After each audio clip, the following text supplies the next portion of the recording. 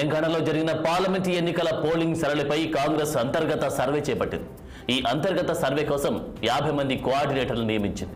ప్రతి పార్లమెంట్ నియోజకవర్గానికి 3 కోఆర్డినేటర్లు చొప్పున నియమించారు. పార్లమెంట్ ఎన్నికల్లో ఏ వర్గాలు ఎవరికి ఓటు వేశాయనే దానిపై ఆరాలు మొదలుపెట్టారు. బూతుల వారీగా 2 రోజుల పాటు అధ్యయనం చేయాలని యత్నించినట్టు తెలుస్తోంది. ఇక ఇదే అంశానికి సంబంధించి తాజా అప్డేట్స్ మా ప్రతినిధి శ్రీనివాస్ అందిస్తారు. శ్రీనివాస్,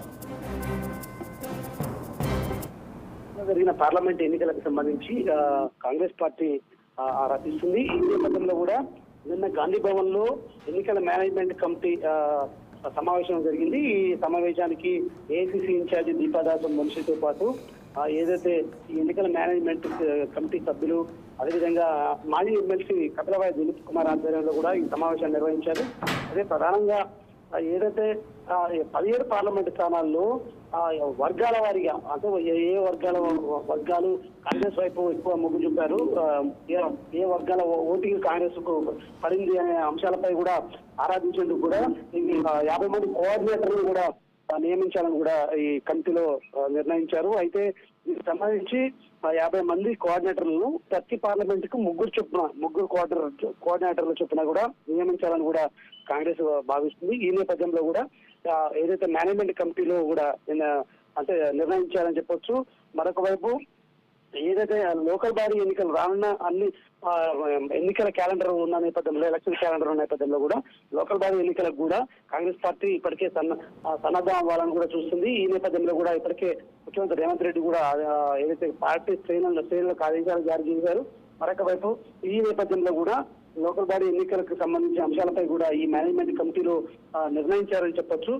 ప్రధానంగా దీనికి సంబంధించి ఒక 2 రోజుల పాటు అధ్యయనం చేసి ఆ అధ్యయనం రిపోర్ట్ కూడా అందించాలని కూడా ఇప్పటికే దీపాదాస్ మనిషి కమిటీలో చర్చ జరుపుతున్నట్టు తెలుస్తుంది. మొత్తం చూసినట్టయితే కాంగ్రెస్ పార్టీ అయితే సీరియస్ గా ఎన్నికలపై అయితే ఫోకస్ పెట్టింది.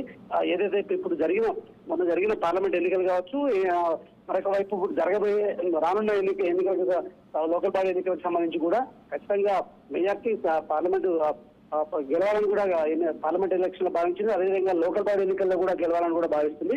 ఈ నేపథ్యంలో కూడా ఈ ఎన్నికల మేనేజ్మెంట్ కమిటీ సమావేశమైందని చెప్పొచ్చు. ఆనంద్, ఓకే శ్రీనివాస్, మరి ఈ యొక్క అంతర్గత సర్వేకి సంబంధించి మనం డిస్కస్ చేస్తే అంటే సీట్లు తగ్గుతాయనేటువంటి అనుమానంతో ఈ యొక్క సర్వే నిర్వహించారా, లేకపోతే ఇంకేమైనా కారణం ఉండొచ్చంటారా? అంటే ప్రధానంగా పార్లమెంట్ ఎన్నికలకు సంబంధించి ముందు నుంచే కాంగ్రెస్ అధిష్టానం 14 సీట్లు గెలుస్తుందని కూడా ధీమాగా ఉంది. మరొక వైపు అన్ని వర్గాలు కాంగ్రెస్ వైపే ఉన్నాయి కాబట్టి 14 సీట్లు గెలుస్తుందని కూడా ధీమా ఉన్న పరిస్థితి. సో ఈ నేపథ్యంలో కూడా ఏదైతే దీనికి సంబంధించి అన్ని వర్గాల వారిగా కూడా ఏదైతే ఈ ఆరాధిస్తుంది సార్, ఏ వర్గాలు కాంగ్రెస్ కి ఎక్కువ మద్దతు పలుకుతున్నాయి, ఏ వర్గాలు ఓటింగ్ తగ్గింది కాంగ్రెస్ కు, సో ఆ వర్గాల మీద ప్రత్యేకంగా దృష్టి పెట్టాలని కూడా భావిస్తుంది. సో ఈ నేపథ్యంలో కూడా ఏదైతే ఈ అంతర్గత సర్వేకు నిర్వహిస్తుందని చెప్పొచ్చు. మరొక వైపు ప్రధానంగా 3 పార్టీలు ఎవరి ధీమాలో వారు ఉన్నాయని చెప్పాలి. పార్లమెంట్ ఎన్నికలకు సంబంధించి డబుల్ డిజిట్ సీటు ఖచ్చితంగా బీజేపీ గెలుస్తుంది, బీజేపీ ధీమాగా ఉంది. మరొక వైపు బీఆర్ఎస్ కూడా 12 సీట్లు గెలుస్తుందని కూడా బీఆర్ఎస్ ఏదైతే అధినేత కేసీఆర్ కూడా చెప్పిన పరిస్థితి.